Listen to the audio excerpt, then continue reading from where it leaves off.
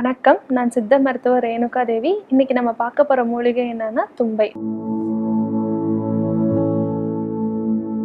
இதனுடைய தாவரவியல் பெயர் லூக்கியஸ் ஆஸ்பெரா. இது வயல்வெளிகளில் வளர்ற ஒரு செடி வகைதான்.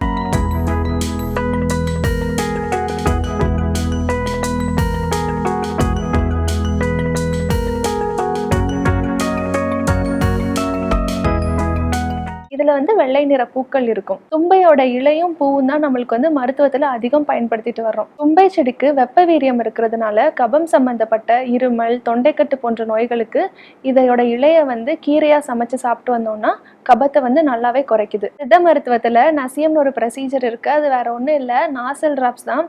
ஒரு சில எண்ணெய்களையோ இல்லை ஒரு சில மூலிகையோட சாரையோ நம்ம நசியமா விடலாம். கபம் சம்பந்தப்பட்ட பிரச்சனைகளுக்கு நசியம் விடும்போது கபம் சீராகுது.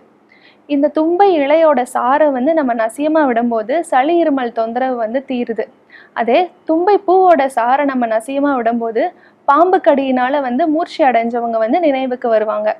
அந்த பாம்பு கடிச்ச கடிவாயில இதனோட பூவோட சாரை வைக்கும் போது நஞ்சு நீங்குது. ஆனா தகுந்த சித்த மருத்துவரோட அறிவுரைப்படி தான் நம்ம எந்த ஒரு மூலிகையோட சாரையும் மூக்குல விடணும். தும்பை பூவோட சாரை எண்ணெயில் இட்டு காய்ச்சி அந்த எண்ணெயை தேய்ச்சி தலை குளிச்சு வந்தீங்கன்னா சைனசைட்டிஸ்னு சொல்லப்படுற பீனிசம், ஒற்றை தலைவலி, தலைபாரம் போன்ற நோய்களுக்கு நல்லது. தும்பை இலை, கொத்தமல்லி இலை, புதினா இலை இது மூன்றையும் சம அளவு எடுத்து சாறு பிழிஞ்சு அதை நம்ம குடிச்சு வந்தோம் அப்படின்னா மலச்சிக்கல் நோய் தீரும். கண்ணோய் இருக்கிறவங்க தும்பை பூல செய்யப்படுற கண்மையை பயன்படுத்தி வந்தீங்கன்னா நல்ல தீர்வா இருக்கும். மாதவிடாய் காலங்கள்ல அதிக வலி இருக்குன்னு சொல்றவங்க இந்த தும்பை பூவை பால்ல போட்டு காய்ச்சி கஷாயமா குடிச்சு வரும்போது அந்த வலிக்கு ஒரு நல்ல தீர்வா இருக்கும். மூக்குல ரத்த வடிகிற பிரச்சனை இருக்கிறவங்க இந்த தும்பை இலைய நெருப்புல போட்டு அதுல இருந்து வர்ற புகையை பிடிக்கும் போது அந்த ரத்தம் நிற்கும். சித்த மருத்துவத்துல தும்பை பொடியாக பக்கத்துல இருக்க நாட்டு மருந்து கடைகள்ல கிடைக்கும்.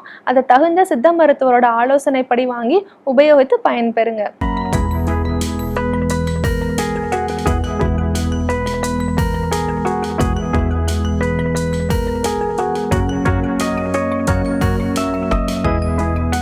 இது வரைக்கும் நம்ம பார்த்த தகவல்கள் பயனுள்ளதா இருக்குன்னு சொல்லி நம்புறேன்.